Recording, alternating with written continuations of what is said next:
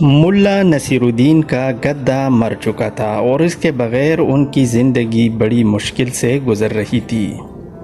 چنانچہ کئی مہینوں کی محنت و مشقت کے بعد کچھ رقم جمع کی اور ایک نیا گدا خریدنے کی غرض سے بازار کا رخ کیا۔ حسب منشا گدا خریدا اور گھر کی راہ اس طرح لی کہ وہ گدے کی رسی تھامے آگے آگے چل رہے تھے اور گدا ان کے پیچھے پیچھے تھا۔ راستے میں چند ٹھگ قسم کے لوگوں نے ملا کو گدا لے جاتے ہوئے دیکھا تو وہ ان کے قریب ہو گئے۔ ان میں سے ایک آدمی گدے کے بالکل ساتھ ساتھ چلنے لگا۔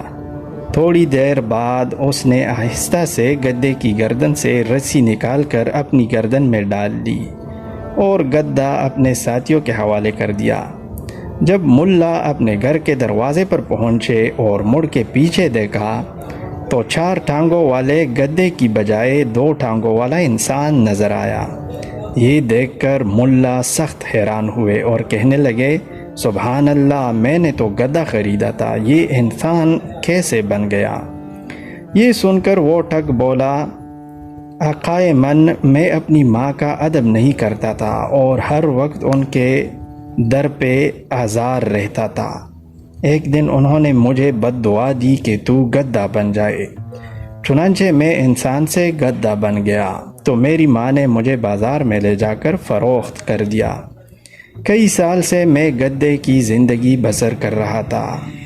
آج خوش قسمتی سے آپ نے مجھے خرید لیا اور آپ کی روحانیت کی برکت سے میں دوبارہ انسان بن گیا۔ یہ کہہ کر اس نے ملا کے ہاتھ کو بوسہ دیا اور بہت عقیدت کا اظہار کیا۔ ملا کو یہ بات بہت پسند آئی۔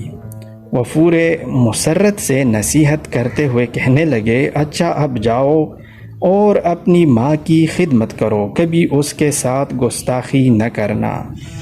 ٹھگ ملا کا شکریہ ادا کر کے رخصت ہو گیا۔ دوسرے دن ملا نے کسی سے کچھ رقم ادھار لی اور پھر گدا خریدنے بازار پہنچ گئے۔ ان کی حیرانی کی کوئی حد نہ رہی جب انہوں نے دیکھا کہ وہی گدا ایک جگہ بندھا کڑا ہے جو انہوں نے کل خریدا تھا۔ چنانچہ وہ اس گدے کے قریب گئے اور اس کے کان میں کہنے لگے، لگتا ہے تم نے میری نصیحت پر عمل نہیں کیا، اس لیے پھر گدے بن گئے ہو۔